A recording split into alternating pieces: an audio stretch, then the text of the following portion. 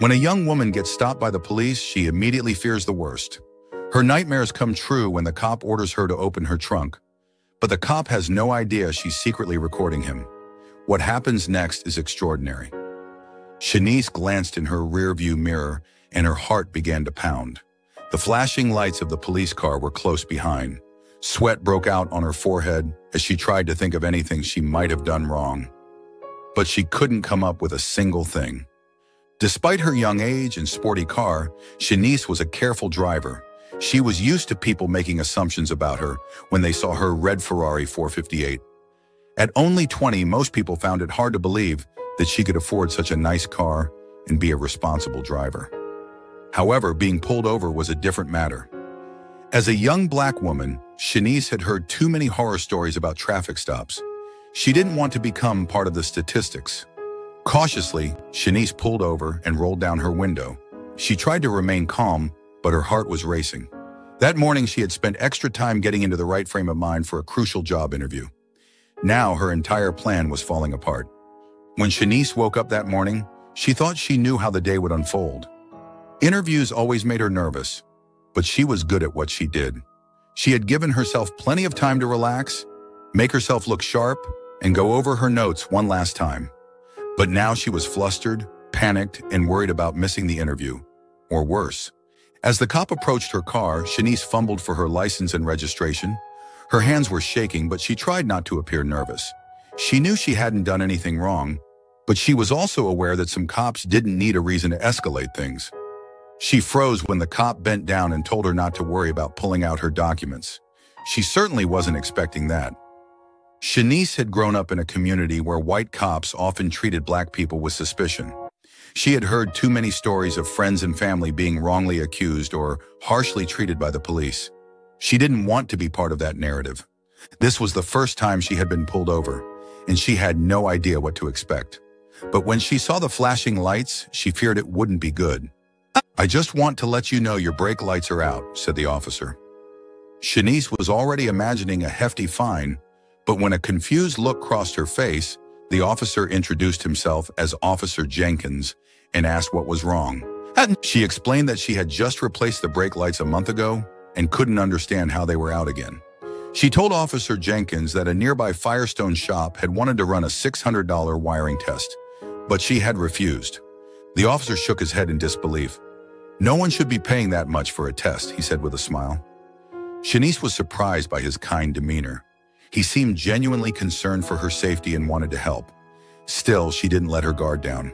She just smiled back, hoping he would give her the fine and let her be on her way. All she could think about was getting to her interview. But things weren't that simple. Officer Jenkins asked her to pop her trunk. Shanice's heart sank. Maybe he wasn't as kind as he seemed after all.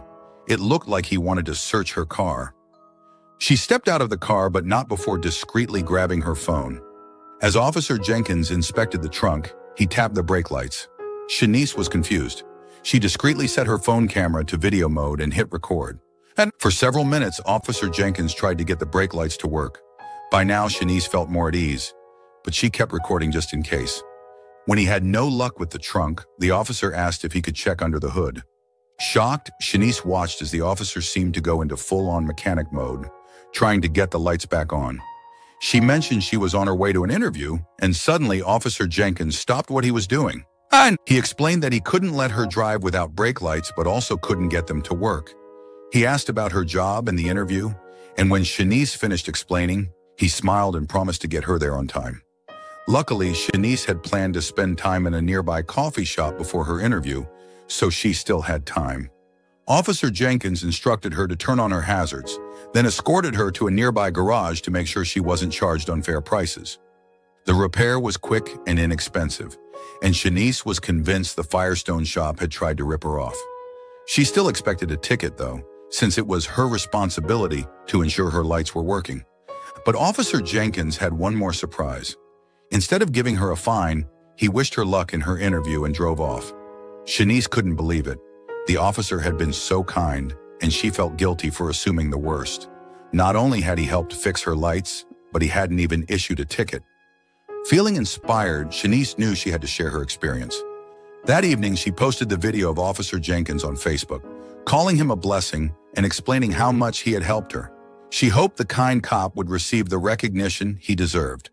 The next day, Shanice was thrilled to see her post shared by the police department, who praised Officer Jenkins for going above and beyond the call of duty. But the story didn't end there. Her post went viral, shared thousands of times by people moved by Officer Jenkins' simple act of kindness. The world needed more stories like this to remind everyone that good cops still existed. The good news didn't stop. Shanice found out she got the job. She was grateful to Officer Jenkins for putting her at ease and making sure she got to the interview on time. Later, Shanice was invited on a local TV show along with Officer Jenkins for a feel-good segment. She was eager to thank him in person for his help, and the officer, although humble, admitted it was nice to see everyone's kind words. Officer Jenkins shared that being a cop wasn't easy when people expected the worst from you. He had joined the force to make a positive difference, and Shanice's experience with him showed the importance of kindness. Now it's over to you. What do you think of this story? How would you have felt in Shanice's position? We'd love to hear your thoughts, so please leave a comment below. Thanks for watching, and we'll see you in the next video.